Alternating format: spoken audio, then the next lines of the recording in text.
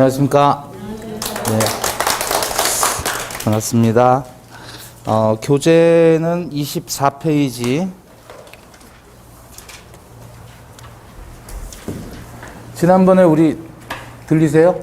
네, 목적의 효력 요건에서 확정 보고 가능, 그 다음에 적법까지 공부했죠. 자, 오늘 볼 내용은 24페이지.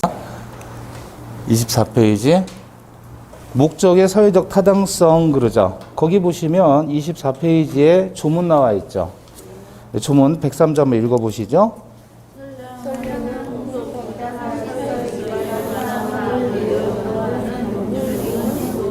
예. 선량한 풍속, 기타 사회 질서에 위반한 사항을 내용으로 하는 법률 행위. 요걸 뭐라 그러냐면 그 제목에서 뭐라고 나와 있죠? 반사회 질서 법률 행위 그러죠. 이제 칠판 보시고. 사회 질서가 있는데 사회를 움직이기 위한 질서를 사회 질서라고 하죠. 근데 거기에 반한다 그 말은 이 무슨 반자 이게? 반한다 그래요. 반. 무슨 반자? 반대된다 그런 뜻이에요. 되돌린다라는 뜻이에요. 이게 이제 기슭 엄자고 산기슭이에요. 요게 이제 손을 갖다 댄 모양이에요. 요게 손이에요. 그래서 산에 올라갔다가 되돌아온다라는 뜻이 있다. 그러면 사회 질서에 위반한다라는 말은 사회 질서를 되돌린다라는 뜻이죠. 그죠?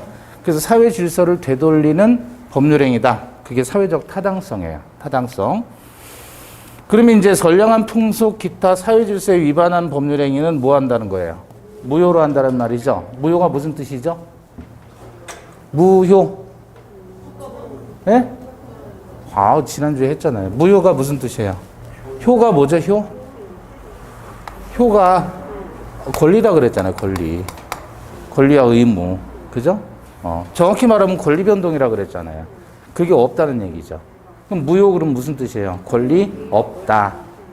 유효 그러면 권리가 있다. 무효 그러면 권리가 없다.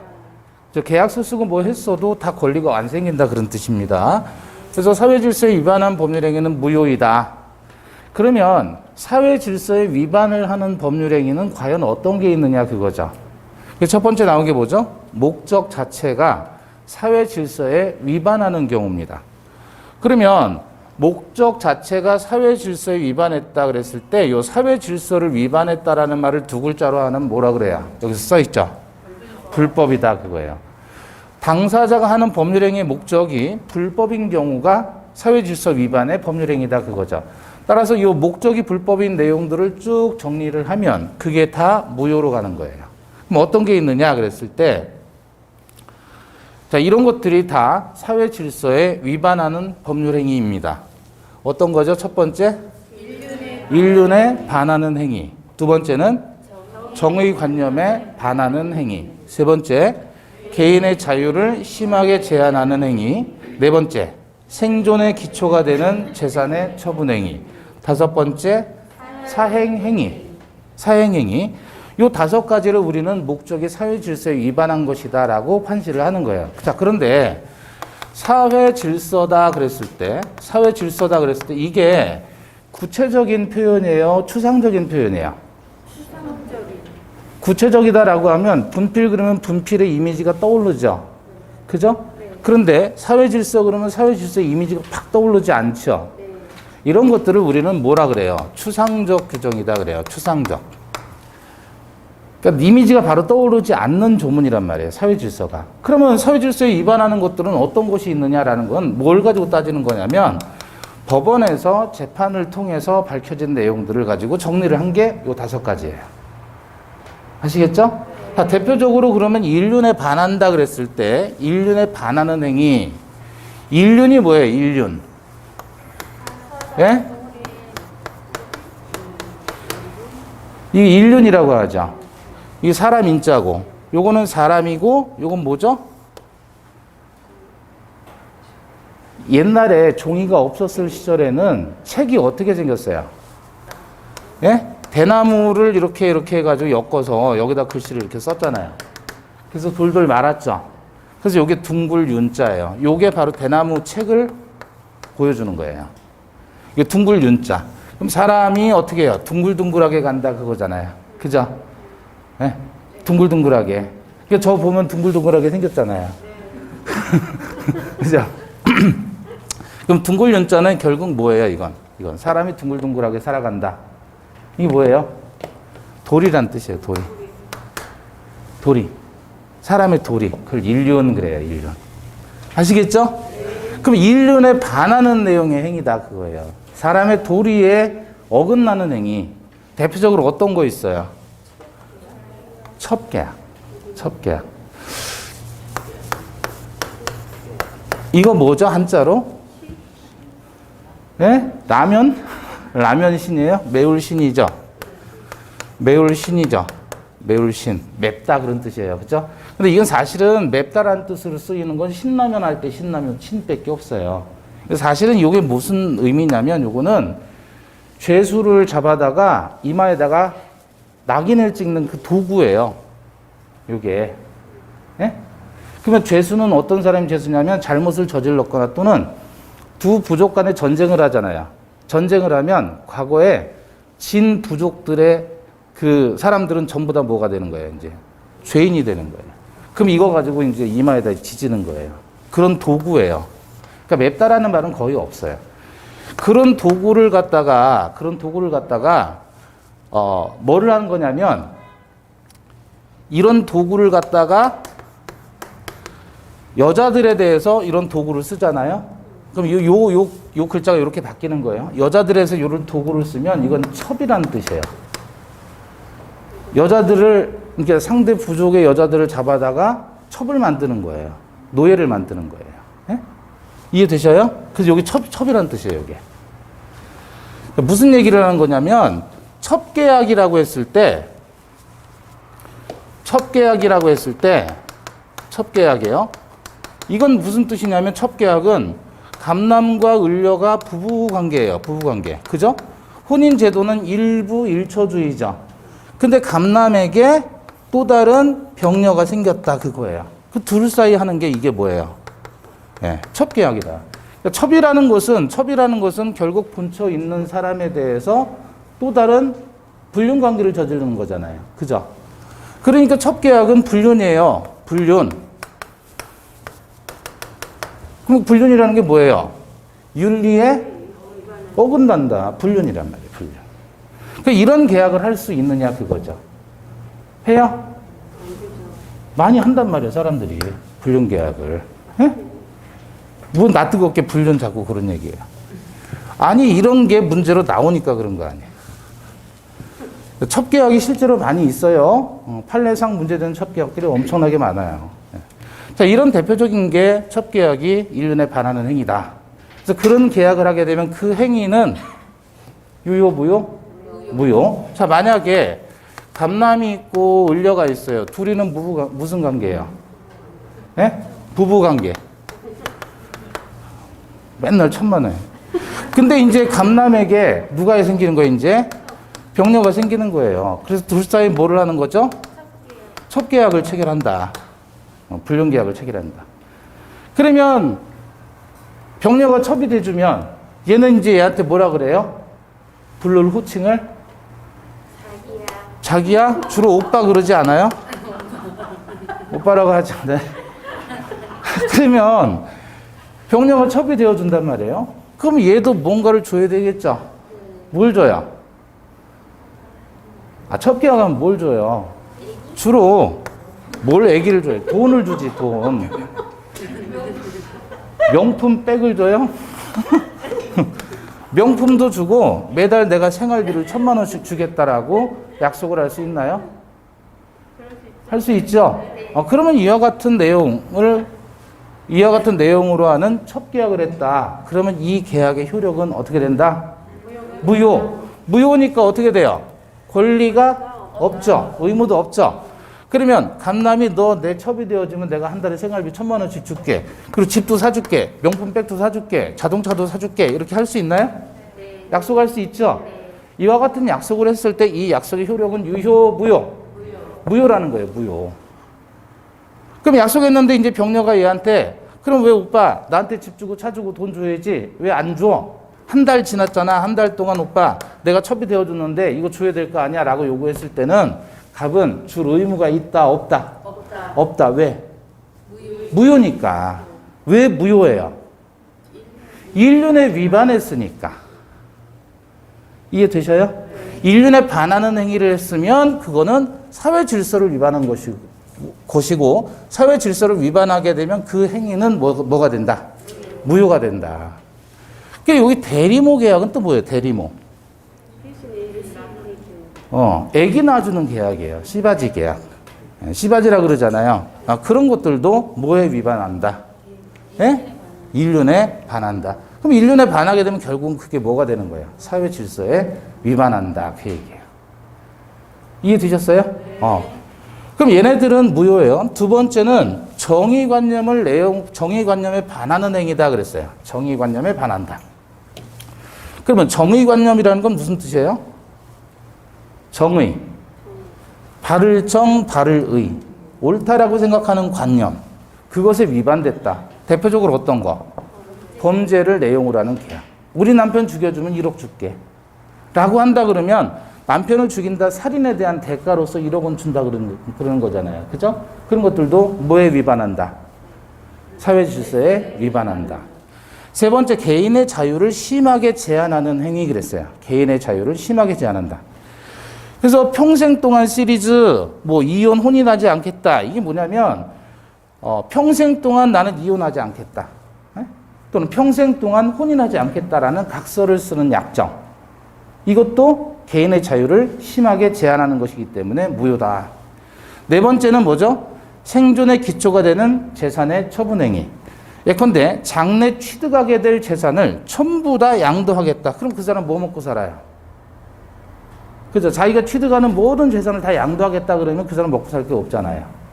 그래서 여러분 회사 생활하면서 월급을 받잖아요. 월급 받는데 그 월급을 받을 채권자가 채무자의 월급을 압류하잖아요. 압류해도 50% 이상 압류가 금지돼요, 법적으로.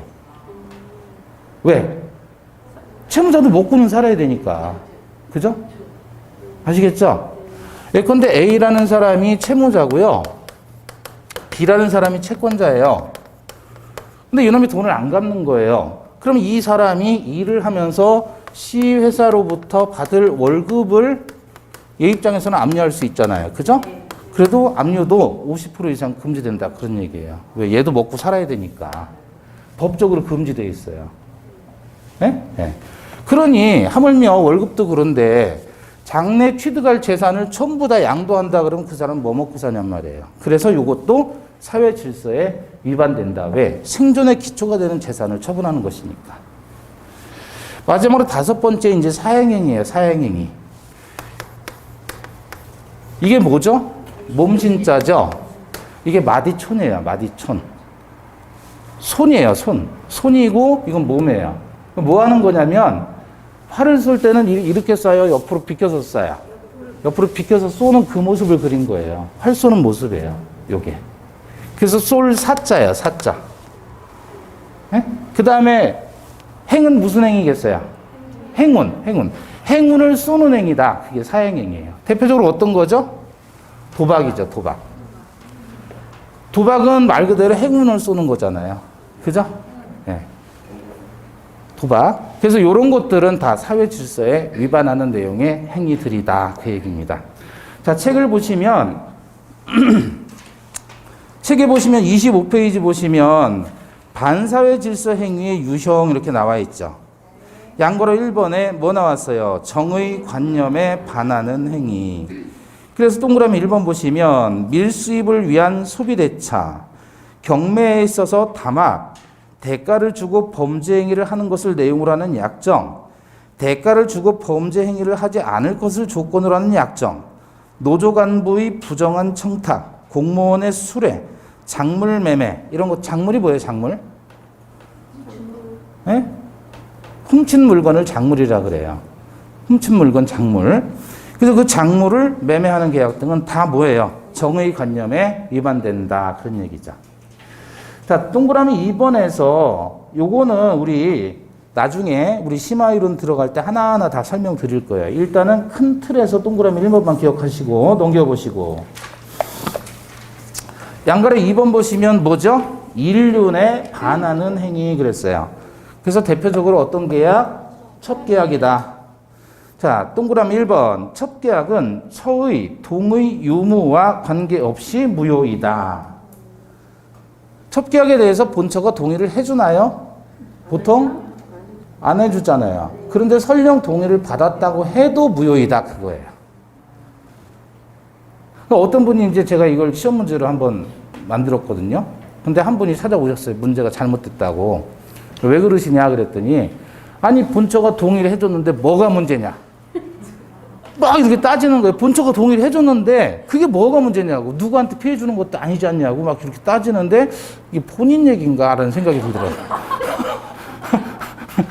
아니 사실상 본처가 동의를 해줬다면 그 문제될 거 없잖아요. 어? 왜 문제될 게 없어요? 문제될 게 있지. 개인이 동의를 하고 말고가 아니잖아요. 이건 지금 뭐예요? 사회 질서. 혼인 질서는 헌법상의 일부 일처주의를 취하고 있어요.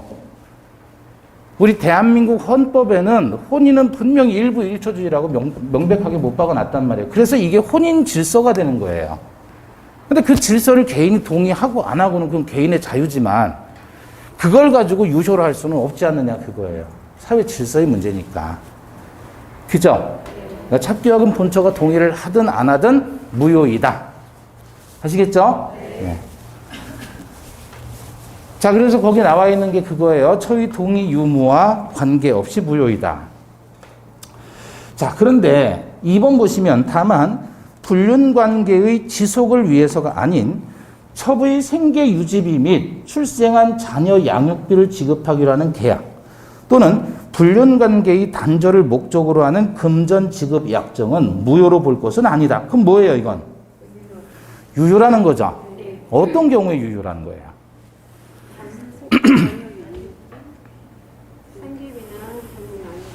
자, 여기 봐봐요. 갑남과 을녀는 부부관계인데 갑남과 병녀 사이에 첩계약을 했다. 그럼 이 첩계약은 유효예요? 무효예요? 이거 무효죠? 그럼 이미 이들은 첩으로 생활을 하고 있어요. 불륜관계가 지속이 되고 있죠. 그러면서 갑이 얘한테 뭐 생활비를 준다라는 약정을 했다. 그럼 문제는 뭐냐면 첩계약을 하는 와중에 첩계약을 했으면 그러면 갑남과 병녀 사이에는 첩계약을 단절시켜야 돼요? 유지해야 돼요? 단절시키죠? 단절시키는 약정을 하게 되면 이것은 뭐라고 부르는 거예요? 유효이다 이거예요. 첩계약을 하는 것 자체는 무효예요. 근데 이미 첩계약이 이루어져 버렸어요. 무효임에도 불구하고 자기들은 좋다고 살아요. 그런데 헤어지는 거예요, 둘이. 헤어질 때 헤어지는 약정을 하는 것은 이건 복귀하는 거잖아요. 헤어지는 것이니까. 사회 질서를 지키는 거죠. 그럼 요건 유효, 무효? 요건 유효. 그럼 단절에 약정을 하게 되면 요거는 단절과 관련된 권리 의무가 발생하는 거예요. 자, 문제는 여기서 애까지 낳았다. 예? 그럼 보통은 아빠가 키워요? 엄마가 키워요? 엄마가. 어떻게 알아요? 그럴 것 같잖아요. 보통 이렇게 판례도 보면 아내 쪽에서 키워요. 첩 쪽에서. 그러면 얘 입장에서는 뭐를 줘야 되죠? 양육비하고 생활비를 줘야 될 거 아니에요. 그죠? 그럼 그런 약정을 했으면 이 약정은 유효일까요? 무효일까요? 응? 유효, 무효? 이거는 유효하다라는 게 판례입니다. 다시 정리하면 둘이 붙으면 이거는 무효예요. 근데 둘이 헤어지면 그건 유효이고 헤어지면서 자녀의 양육비를 지급하는 약정이다. 그러면 요거는 유효하다. 소위 임대령이라는 사람이 있었어요. 임대령 사건이라고 대령이에요. 군인이에요. 군인은 이제 보직이 순환되죠. 보직이 순환돼요. 그게 무슨 말이냐면 한 번은 여기서 근무하고 또 한 번은 저쪽 가서 근무하고 이런 식으로 돌아가요. 법관도 보직이 순환돼요. 서울 쪽에서 근무했다 그러면 몇 년 하다가 또 지방에서 또 근무하고 이렇게 왔다 갔다 한단 말이에요. 왜냐하면 고인물은 썩으니까. 그래서 이게 순환이 보직이 순환된다 그래서 순환보직제라고 얘기를 해요. 그래서 군인들도 마찬가지예요. 그렇다 보니까 주로 관사에서 살죠. 그러면 본조 사이에서 애가 나왔는데 이 애들은 서울에서 키우고 학교도 그렇고, 그죠? 그러니까 혼자 이제 군대 가가지고 관사에서 사는 거예요. 거기다 보니까 그 미용실을 갔는데 미용실에 병녀가 있었던 거예요. 둘이 눈이 맞았어요. 예? 병녀가. 미용실하는 병녀가. 눈이 맞아서 애를 하나 낳네요. 애를 낳으니까 문제는 내가 미용실을 운영하면서 생계를 유지했는데 애까지 낳았으니 미용실을 운영을 해요? 못해요? 못하잖아요. 그런데 이게 꼴랑 걸린 거예요. 을려에게. 본처가 와가지고 왜 잘 나가는 우리 남편 꽂혔느냐 어쩌고 저쩌고 그런 거예요. 그래서 만나지 마라 그래서 안 만나기로 했어요. 예? 그 돈도 줬어요. 돈도 주면서 이제 본처가 정리를 해준 거예요. 아시겠죠? 여기서 끝난 줄 알았는데 이놈이 또 만나서 두 번째 애를 또 낳은 거예요. 그러니까 본처가 와가지고 또 난리를 친 거죠. 좋다 그럼 헤어지겠다. 그래서 이제 각서를 쓴 거예요. 각서를 어떻게 썼냐면 헤어지면서 양육비하고 운영을 못하니까 생활비를 지급해 달라 라고 약정을 한 거예요. 그래서 주겠다라고 약정을 했는데 결국 줬어요 안 줬어요? 금액이 좀 세잖아요 이거는. 그 애 둘이나 낳는데 안 준 거예요. 누가? 요놈이. 물론 본처가 뒤에서 막 했겠죠. 소송은 얘하고 붙은 거니까. 그러니까 각서를 써줬는데 생활비와 양육비를 달라고 했는데 나는 뭐 먹고 사냐 그래가지고 소송을 제기했는데 얘 입장에서는 못 준다. 왜 못 주냐 그런 거예요. 왜 못 주냐. 이쪽 변호인 측에서는 뭐라고 얘기하는 거예요? 이거 자체가 사회 질서에 위반되는 것이다 그런 거예요. 그럼 사회 질서에 위반되는 것이라면 이건 무효, 유효? 무효. 그럼 얘는 권리가 의무가 있다 없다? 없다. 각서를 쓰더라도 거기에 따른 의무는 인정하지 않겠다라는 주장을 한 거예요. 이 주장이 받아들여져서 고등법원에서는 지방법원, 고등법원까지는 이건 무효로 판단을 했어요. 그러니까 얘가 억울하잖아요. 자기는 애 둘이나 낳고. 그죠? 얘 때문에. 그죠? 네. 억울하니까 대법원에 이제 뭐를 한 거예요? 대법원에. 1심 판결이 나면 2심 가잖아요. 2심은 고등법원이다. 이걸 뭐라 그래요? 항소한다 그래요. 항소한다. 2심에서 이제 3심 가잖아요. 대법원 가죠. 이걸 뭐라 그래요? 이걸 상고한다 그래요. 항소 상고. 그래서 상고를 해가지고 대법원에서 판결을 받은 거예요. 우리나라는 그래서 심급제가 1심, 2심, 3심, 3심제를 통해서 재판 권리를 확정합니다. 법률관계를.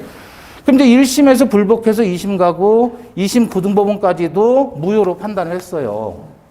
그런데 이게 대법원에 가서 상고심에서 대법원으로 간 거예요. 이제 대법관들이 판단을 해주는 거죠.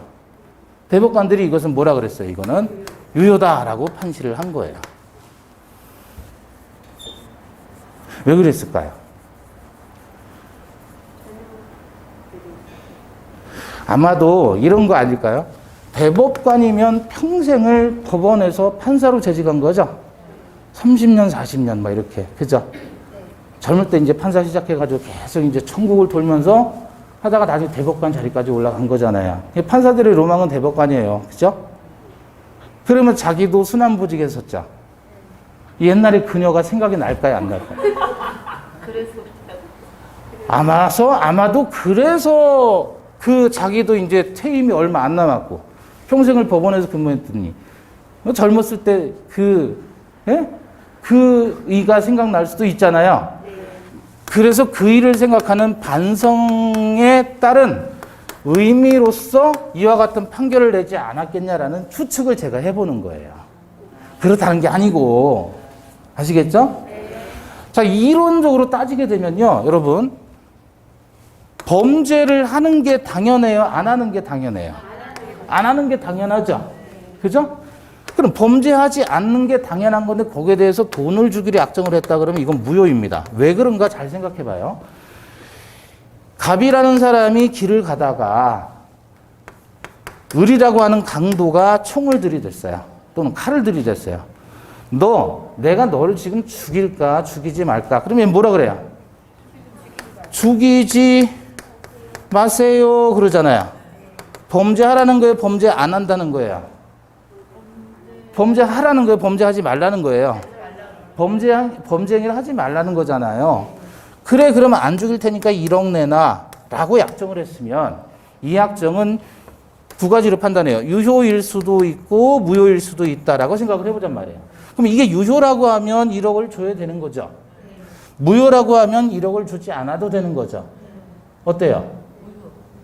무효예요? 유효예요? 강도가 내가 너를 안 죽일 테니까 대신 네가 나한테 1억 원을 주어 라고 약정을 했단 말이에요. 그럼 그 약정은 유효가 돼요? 무효가 돼요? 네? 판단이 잘 안 서요? 제가 여러분을 안 죽일 테니까 나한테 1억 주셔요. 안 주면 내가 죽일 거야. 라고 약정을 했어요. 그래서 1억 주겠다고 협박당해서 약정을 했단 말이에요. 그럼 이건 유효이에요? 무효이에요? 당연히 무효죠. 그죠? 협박을 해가지고 돈을 삥 뜯는 거 아니에요. 그러니까 그거를 어렵게 표현하면 이렇게 표현하는 거예요. 범죄 행위 안 하는 게 당연한 것인데 당연한 거에 대해서 돈을 지급하기로 하는 약정을 했다 그러면 당연히 이건 뭐예요? 무효이죠. 여기까지 동의하세요? 그럼 다시 한번 따져봐요. 첫 계약을 했으면 첫 계약을 해소하는 게 해소하는 게 당연한 거예요? 첫 계약 해소하지 않는 게 당연한 거예요? 해소하는 게 당연하죠. 당연한 건데 여기에 대해서 돈을 지급하기로 하는 약정을 했다 그러면 이건 유효이어야 돼요? 무효이어야 돼요? 같은 논리로. 무효이어야 되는 거예요. 그래서 고등법원에서는 거기까지 생각을 한 거예요. 근데 대법원에서 바뀐 거예요. 그럼 현실적으로 논리적으로 따지면 첫 계약 해소하는 게 당연한 건데 거기에 대해서 자녀의 생활비나 양육비를 지급하는 약정이다? 이것까지 무효로 한다 그러면 문제는 남은 애들은 어떻게 하느냐 그거죠. 그래서 아마 제가 판단하기로는 그 대법관은 이러한 반성적 고려가 작용을 해서 그래서 과거에 그 의가 생각나서 예? 예. 그래서 요거를 유효로 했다 그 얘기예요. 얘기하다 보면 복잡해지겠지만 복잡할 거 없어요. 어쨌든 결론은 뭐냐면 첩하고 붙으면 무효고 헤어지면 유효이다. 그렇게 정리하시면 되겠죠. 예. 다시 한번 읽어보시죠. 두 번째 동그라미 2번.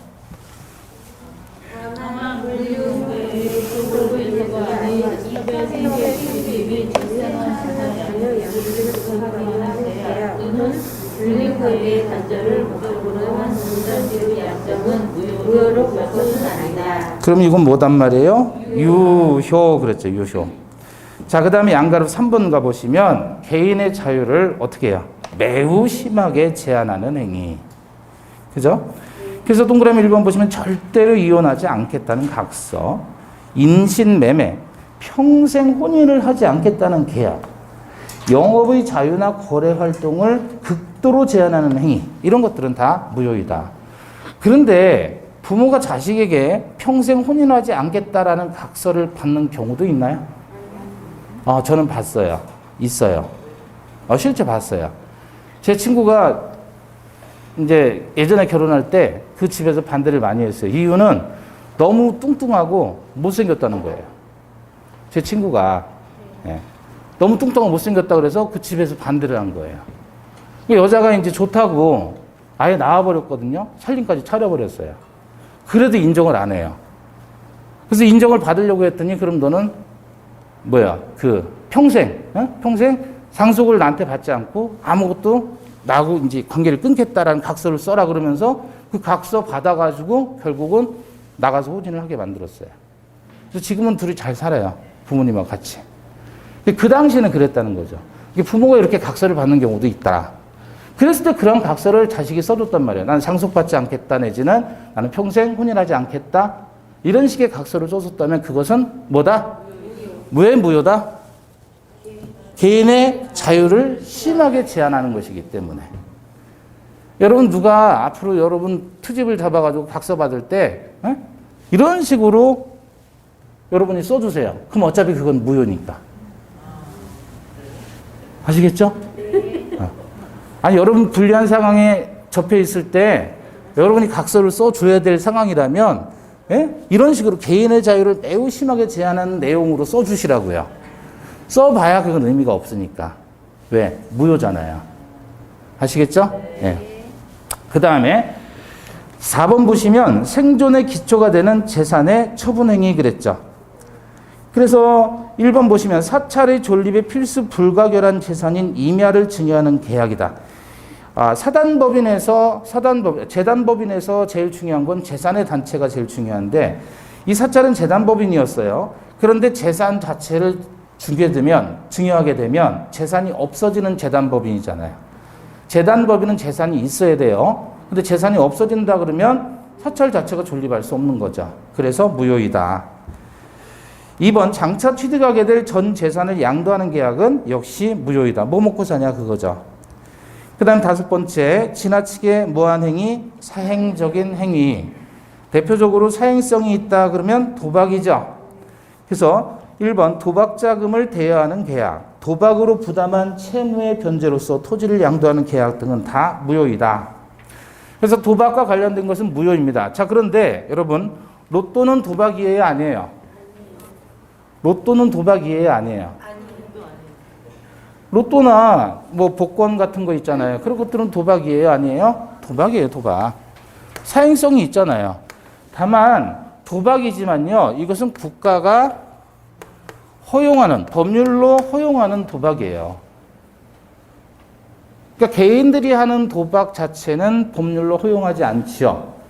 그렇지만 경마장이라든지 이런 복권 이런 것들은 국가가 법률에 따라서 운영하는 사행성이 있는 것들이란 말이에요. 도박이에요. 도박이지만 국가가 허용해 준다. 법률로. 그래서 위법하지 않다라고 하는 거예요. 그런 것들은. 그러나 국가가 법률로 허용하지 않는 형태의 도박이라면 그거는 사회 질서에 위반되는 것이다. 아시겠죠? 네. 예. 자, 그래서 지나치게 사행적인 행위까지 봤습니다. 그리고 오른쪽에 보시면 판례 나와 있죠? 사회 질서에 위반하는 경우, 즉 반사회 질서의 법률행위에 해당하는 경우가 쭉 나와 있고, 넘겨보시면 사회 질서 위반이 아닌 경우 쭉 나와 있죠. 이걸 다 우리는 공부해야 되는 거예요. 아시겠죠? 예. 근데 지금은 입문 과정이니까 자세하게 안 하고 다음 순환에서 볼 겁니다. 그럼 처음에 읽으실 때는 한번 쭉 읽어보시되 이해가 안 가는 부분들이 있을 거 아니에요. 그럼 내비두시면 돼요. 시간이 지나면 자연스럽게 해결되니까. 아시겠죠? 자, 이제 칠판 보시고. 그러면 이제 사회 질서에 위반한 내용의 법률행위다 그러면 어떤 것들인지 대충 아시잖아요. 그죠? 예전에 이런 거 나왔어요.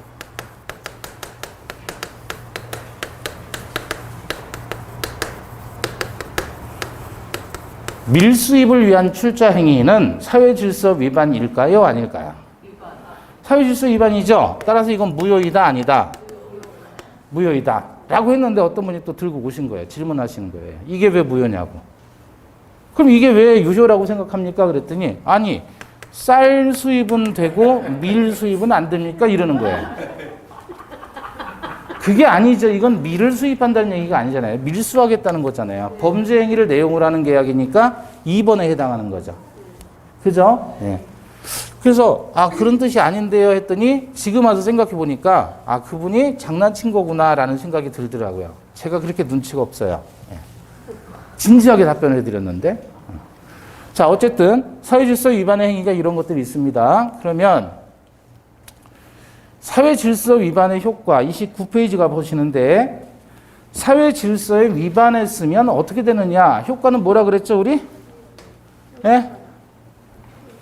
뭐라 그랬어요? 무효라 그랬잖아요. 무효. 무효는 무슨 뜻이에요? 권리 없다. 권리 안 생긴다 그거예요. 근데 여기서 추인한다 그래요. 추인한다. 이것은 유효로 봐줄게 라고 하는 걸 추인이라고 해요. 뒤에 가서 아주 자세히 봅니다. 그렇더라도 역시 사회질서 위반이라면 무효인 거예요. 본인이 봐준다고 해서 유효로 돌아서지는 않는다. 사회질서라는 건 개인의 문제가 아니라 사회 전체의 문제잖아요. 그죠? 그러니까 개인이 아무리 동의를 한다 그래도 그것은 무효이다 이거예요. 보통은 추인한다라는 말은 유효로 인정해 주겠다는 뜻이에요. 유효로 봐주겠다라는 뜻인데 그렇게 의사표시를 하더라도 여전히 무효인 건 무효이다. 사회질서 위반하면. 두 번째는 이 무효가 절대적입니다. 절대적이기 때문에 이걸 가지고 이제 뒤에 가서 또 보겠지만 선의의 제3자가 나타나더라도 그 자에게 주장할 수가 있어요. 요건 우리 통정호의 표시 이따가 보면 거기서 다시 이해가 될 것이고 제일 중요한 건 요걸 기억하셔요. 불법 원인 급여가 적용된다. 자, 불법 원인 급여가 적용된다. 이게 제일 중요한 거예요, 여기서는. 불법이 뭐라 그랬지, 아까? 사회 질서에 위반한 거를 불법이라 그랬잖아요. 그거를 원인으로 해서 주는 거예요. 급여. 월급이라는 게 아니라 준다라는 거예요. 사회 질서 위반을 원인으로 주는 거예요. 자, 다시 한번 봐요.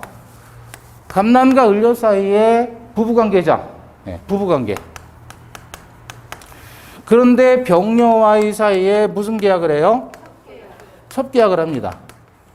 첩계약을 하면 내가 집도 주고 차도 주고 한 달에 1,000만 원씩 돈도 줄게 첩해줘. 그랬더니 병녀가 좋아 오빠 그랬어요. 그래서 둘이 첩계약을 체결했죠. 자, 이렇게 했으면 첩계약은 유효 무효? 무효이죠. 따라서 각서를 쓰든 뭐를 하든지 간에 갑은 얘한테 이거 줄 의무가 있다 없다? 무효니까 없죠. 얘는 이거 달라고 할 수 있는 권리가 있다 없다? 없다. 그래서 한 달 지났어요. 오빠 나한테 집도 주고 차도 주고 돈도 준다더니 왜 안 줘? 그랬더니 감남이 뭐라 그래요? 병녀야, 우리 사이의 첩계약은 인륜에 반하는 내용의 계약으로서 103조 사회 질서를 위반했기 때문에 무효란다. 따라서 너는 나에게 이거 받을 권리도 없고 나는 너에게 이거 줄 의무도 없다. 라고 알려준 거예요. 맞아요? 맞죠? 그리고 병녀가 그러면 첩으로 살아요? 안 살아요? 안 살아요. 열받았어요. 속았네. 그죠? 그렇다고 법원에 소송을 제기해서 판결로서 받아낼 수가 있어요? 권리가 의무가 없으니까, 무효니까 소송해도 의미가 없는 거예요. 받아주지도 않고. 그죠? 그 병녀가 이제, 에이, 내가 첩으로 해서 돈 버느니 차라리 내가 공인중개사 하겠다고 하고 났어요. 하고 났어요. 수업 중에 자꾸 핸드폰이 울려요. 예? 수업 중에. 누가 전화하는 거예요, 이제? 오빠가 전화하는 거예요, 자꾸. 예? 수업 중에 핸드폰 울린다 그러면 앞으로 누구다? 병녀다, 병녀. 아시겠죠?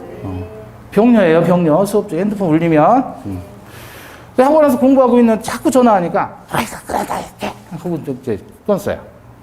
그리고 끝난 다음에 이제 다시 전화를 받아보니, 정말 미안해. 내가 지난번에는 너무 사회질서 위반을 어쩌고저쩌고 했는데 사실 돈이 없었어. 없어서 그랬어. 미안해. 난 다시 첩계약하고 싶어. 라고 다시 재회를 요구할 수도 있나요? 그럴 수 있죠? 병녀가 또 배운 게 있잖아요, 이제. 그래? 오빠가 정말 나를 원해? 원해. 그러면 선불 때려. 일단 줘. 주고 얘기해. 그렇게 얘기할 수 있나요? 선불로 준 거예요. 줬어요. 근데 병녀가 문고로 잠고 집도 사주고 대출받아 집도 사주고 했는데 문고로 잠고 안 나와요. 이렇게. 안 나와요. 병녀! 했는데 병녀는 아는 척도 안 하고 모른 척 하는 거예요. 받아놓고 집도 받고 차도 받고 다 받았단 말이에요. 받아놓고 문고로 잠그고 안 열어줘요. 병녀 왜 이러는 거야? 그랬더니 병녀가 뭐라 그래요? 오빠, 첩계약은 사회 질서에 위반함으로써 무효야. 나는 오빠에게 첩해줄 의무가 없어. 오빠도 알잖아. 의무 없죠? 무효니까 첩으로 살아줄 의무가 없잖아요. 그럼 감남이 뭐라 그래요? 너 그러면 내가 준 거 다 내놔! 라고 반환 청구할 수 있죠? 그랬더니 병녀가 뭐라 그래요? 오빠, 공부하려면 똑바로 해. 불법을 원인으로 이미 나한테 줬잖아. 준 거는 반환 청구 안 돼. 그걸 뭐라 그래요? 불법 원인 급여라고 하는 거예요. 이거에 해당하면 반환 청구를 할 수가 없게 되는 거예요. 이게 바로 746조에 정의하는 불법 원인 급여입니다. 불법을 원인으로 급여를 해줬다. 첩계약을 원인으로 이미 선불 쳐줬다 그러면 돌려받지 못하는 거예요. 그걸 뭐라 그래요? 불법 원인 급여 그래요. 자, 책 보시죠. 사회질서 위반의 효과, 그래서 양가로 1번. 반사회질서 행위가 채권행위일 때에는 이행이 있기 전에는 행위의 효력이 생기지 않고 따라서 이행할 필요가 없다. 채권행위라는 말에 신경 쓰지 마시고요. 사회질서 위반이니까 무효고, 무효니까 권리 의무가 없죠. 없으니까 이행할 필요가 없다 그러는 거예요. 자, 그에 비해서 이미 이행이 행해졌어요. 무효인데 굳이 이행을 해버렸단 말이에요. 지금처럼 선불로 줘버렸죠. 무효임에도 불구하고 줘버렸죠. 이미 이 행위 행해진 경우 사회 질서 위반으로 인한 무효에서는 746조 요게 불법 원인 급여 규정이에요.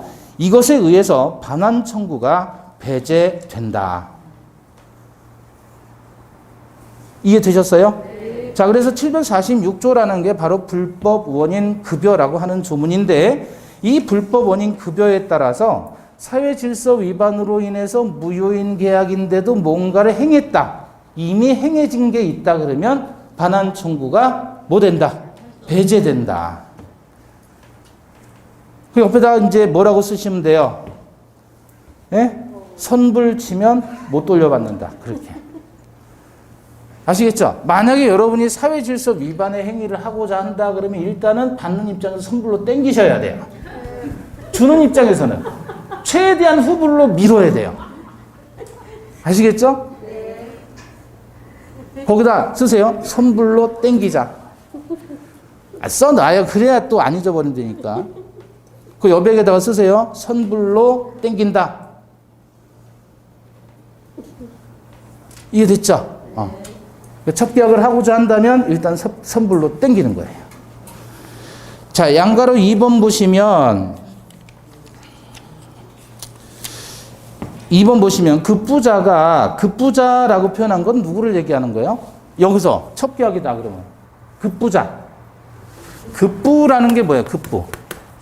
줄급, 줄부라 그랬죠. 주는 거예요. 그럼 급부한 사람은 누구예요? 여기서. 그렇죠. 갑을 급부자라고 하는 거예요. 말도 더럽게 어렵게 써놨죠. 그죠? 근데 이게 익숙해지셔야 돼요. 네. 자, 그래서 급부자가 부당 이득 반환 청구가 아닌 소유권에 기해서 반환 청구할 수 있겠는가 하는 것이 문제되는데 판례는 사회적 타당성이 없는 행위를 한 사람은 어떤 형식에 의하든 스스로 불법 행위를 주장해서 복구할 수는 없다. 결국은 뭐냐면 얘가 돌려받을 수 있겠느냐 그 얘기인데 돌려받을 수 없다는 거예요. 그게 불법 원인 급여의 이론이에요. 자, 그럼 불법 원인 급여. 그 다음에 요 2번은 좀 놔두셔도 돼요. 크게 어려운 거 아니고요. 3번 보시면 사회질서에 반하는 법률행위의 무효는 절대적이고 확정적인 무효이니까 선의의 제3자라고 해도 무효를 주장할 수 있고 추인이나 전환도 인정되지 않는다. 하여튼 무효이다. 그렇게 이해하시고 우리 불법 원인 급여라는 거 746조 조문 한번 확인을 해보시죠.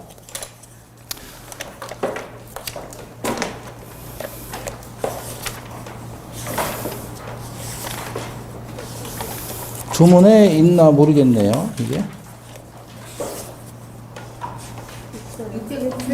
696페이지 보시면 696페이지 746조 나와 있죠? 696페이지 보셨어요? 자, 읽어보세요. 시작. 불법의 원인으로 인하여 재산을 부여하거나 노후를 제공한 데에는 그 이익에 반환을 청구하지 못한다. 그러나 불법 원인이 실자에만 있는 데에는 그러하지 아니한다. 자, 조문이 지금 문장이 몇 개로 돼 있죠, 지금? 두 개로 돼 있죠?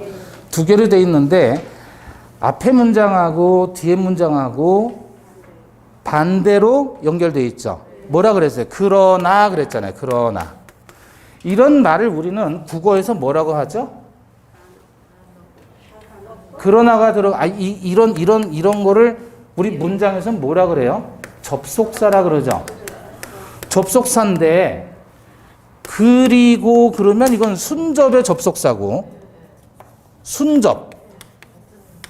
요거는 역접의 접속사라고 얘기를 했던 거 혹시 기억나셔요? 안 날 수도 있지만. 다시 말하면 앞에 문장하고 뒤에 문장하고 내용이 반대로 가는 게 역접이고 앞에 문장하고 뒤에 문장은 내용이 같이 연결되는 게 순접이다 그런 뜻이에요. 이건 뒤집어서 접속시키니까 역접이라고 표현하는 거고. 자, 그런데 우리 법전에서 이렇게 두 개의 문장이 나왔는데 그러나로 연결되잖아요. 그러면 앞에 문장을 우리는 뭐라고 표현하냐면 본문이다 그러고요. 뒤에 문장을 단서 조문이다 이렇게 표현해요. 법에서는 본문과 단서로 이루어진 거예요. 그래서 문장이 두 개로 쪼개지는 거예요. 아시겠죠? 그리고 모든 법을 읽을 때 여러분은 본문과 단서의 내용을 구별하시자. 본문에서는 뭐라고 했죠, 지금? 불법의 원인으로 급여를 하거나 노무를 제공할 때에는 뭐 하지 못한다? 반환 청구 못한다. 첫 계약을 원인으로 집 주었으면 돌려받지 못한다. 그거잖아요. 이해되셨어요? 네. 자, 그거는 그 정도 보시면 돼요. 다시 뒤로 앞으로 와보시고. 사회 질서 위반의 효과입니다. 29페이지. 그래서 여기서 제일 중요한 건 양가로 1번이에요. 양가로 1번. 양가로 1번. 그래서 불법 원인 급여가 적용되어서 반환 청구할 수 없게 된다. 그 얘기입니다. 이해되셨죠? 네. 자, 그 다음에 이제 우리는 어디로 가냐면 31페이지 표시고요. 거기서 뭐가 나오냐면 불공정한 법률 행위라고 나오죠. 31페이지. 근데 불공정한 법률 행위 그래놓고 가로 열고 뭐라 그랬죠? 폭리 행위 그랬잖아요. 폭리를 취한다. 어떤 게 폭리를 취하는 걸까요? 지나치게 비싸게 불러서 팔아먹는다. 뭐 보통 그렇게 생각하죠. 예를 들어서 여러분 라면 한 그릇에 보통 얼마 하죠 요즘에? 저 라면 안 먹어서 모르겠는데 3,500원이에요? 컵라면은요?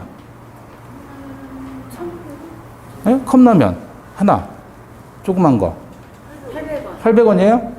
그런데 산에 올라가잖아요. 산 꼭대기에 올라가잖아요. 그럼 거기서 라면을 파는데 10,000원에 판다. 한 그릇에. 폭리예요? 그게 폭리예요? 아니 내려가서 먹으면 3,500원이면 먹는데 산 꼭대기에 올라가서 먹으면 거기서 이제 판매를 하는데 10,000원에 팔아먹어요. 그럼 폭리냐 그거예요. 그게. 또는 여름에 수영장에 가가지고 아이스 깨끼를 뭐라 그러죠 그거? 하드라고 안 하죠 요즘에. 뭐라 그래요? 아이스바 그 하드 옛날에 하드라 그랬어요. 그 하드를 하나 사 먹는데 돈 1,000원이면 사 먹을 거를 5,000원씩 팔아 먹어요. 그 폭리일까요 아닐까요? 우리는 보통 그럴 때 폭리라고 얘기를 하거든요. 근데 여기서 말하는 폭리를 취한다, 즉 불공정한 법률 행위는 그런 거하고 전혀 상관이 없어요. 어떤 거냐면 김노인이라는 사람이 있어요. 김노인. 이분이 어떤 분이냐면 79세 된 노인이에요. 연세가 많죠? 그리고 무식이에요. 무식. 글을 몰라요. 배운 적이 없어요. 글을. 한글을 배운 적이 없어요. 근데 이분이 집을 가지고 있는데 이 집이 1억 이상 나가는 집이에요. 문제는 이분은 아무런 경제적인 활동을 하지 않고 평생 농사만 지었던 분이에요. 근데 더 중요한 건 이분은 정신이 오락가락해요. 치매기가 있단 말이에요. 어떤 상황인지 아시겠죠? 고령의 노인이고 평생 농사만 짓고 살았고 경제활동을 해본 적이 없어요. 그죠? 경제활동도 해본 적이 없고 망령기가 있는 거예요. 아시겠죠? 자, 이런 상황인데 집을 한 채 가지고 있어요, 이분이. 그런데 이 집이 최소 1억 이상입니다. 문제는 이제 장사장이에요. 이 사람은 바로 읽어도 장사장이고 뒤로 읽어도 장사장이잖아요. 장사를 엄청 잘해요. 근데 이 사람이 1억 이상 나가는 집을 가지고 돈 얼마를 주냐면 1,500만 원을 주고 매매를 하는 거예요. 이렇게. 자, 그럼 이 매매의 효력은 어떻게 되겠느냐 이거죠. 이와 같이 지금 1억 이상 나가는데 그거를 돈 꼴랑 1,500만 원을 주고 뭐를 했다는 얘기예요? 매매 계약을 했다라고 했을 때 이 법률 행위가 공정하냐 공정하지 않느냐 그거예요. 공정하지 않잖아요. 그렇게 불공정한 법률 행위가 되면 이 법률 행위는 무효로 하겠다 그거예요. 그럼 어떤 조건 하에서 무효가 되느냐 그거죠. 그래서 여러분 교재 104조 31페이지에 104조 읽어보시죠. 당사자의 공과 또는 무경으로 인하여 현저하게 공정한 이런 법률 행위는 무효합니다. 자, 길죠. 내용이 길죠. 그래서 그걸 줄인 게 꺽쇠하고 꺾어놓은 거예요. 그게 표제어라 그래요. 표제어. 제목이에요. 그 조문의 제목. 뭐라 그랬죠? 불공정한 법률 행위. 그래서 104조에서 지금 이 규정을 해놨단 말이에요. 그러면 이 규정에 보면 당사자의 궁박, 경솔 또는 무경험으로 인하여 현저하게 공정을 잃은 법률 행위는 무효로 한다 그랬잖아요. 그래서 이 조문을 이제 해석하는 거예요. 그러면 여기서 104조에서 얘기를 했으니 당사자의 뭐라 그랬죠? 궁박, 경솔, 무경험으로 인하여 현저하게 공정을 잃은 법률행위 그랬잖아요. 그죠? 그래서 공정을 잃었다 그래서 공정하지 않다. 그럼 공정이라고 했을 때 공정이라는 말은 우리가 잘 안 쓰는 말이잖아요. 요즘 들어서 뭐 공정이라는 말 많이 쓰죠. 대선 후보 때문에. 그죠? 근데 공정이라는 말은 우리가 잘 쓰지 않는 표현이에요. 그래서 이거를 뭐라고 하냐면 균형이라고 바꿔요. 불균형. 그러면 이해가 쉽죠. 불균형한 법률행위다. 이렇게 이해를 하시면 돼요. 그래서 일단은 보면 요건이 여기 보세요. 지금 이 저울이 있잖아요. 저울이 있는데 저울이 이렇게 수평이 돼야 되는데 지금 기울었죠. 이쪽이 이걸 가지고 우리는 뭐라고 하냐면 급부라고 한다면 얘는 뭐가 되는 거예요? 그렇죠. 반대급부. 급부가 뭐라 그러죠? 급부? 주는 거. 한마디로 채무다. 이렇게 보시면 돼요. 채무. 급부가 반대급부하고 균형을 이뤄야 되는데 균형을 잃었죠. 그래서 이게 바로 급부와 반대급부의 현저한 불균형이다. 이렇게 얘기를 하는 거예요. 그러면 이건 객관적으로 누가 봐도 알 수 있잖아요. 그래서 이건 객관적인 요건이다. 이렇게 표현을 하는 거예요. 그럼 이 사람과 관련된 요건을 뭐라고 표현해요? 주관적인 요건이다. 이렇게 얘기를 해요.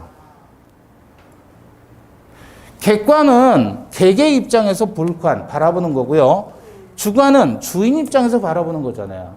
그래서 이게 주관, 객관 이렇게 표현하는데 주관적인 요건과 객관적인 요건 이렇게 나눴을 때 주관적인 요건은 사람과 관련된 거, 객관적인 요건은 그 사람과 관련된 게 아니라 행위와 관련된 거 이렇게 이해를 하시면 돼요.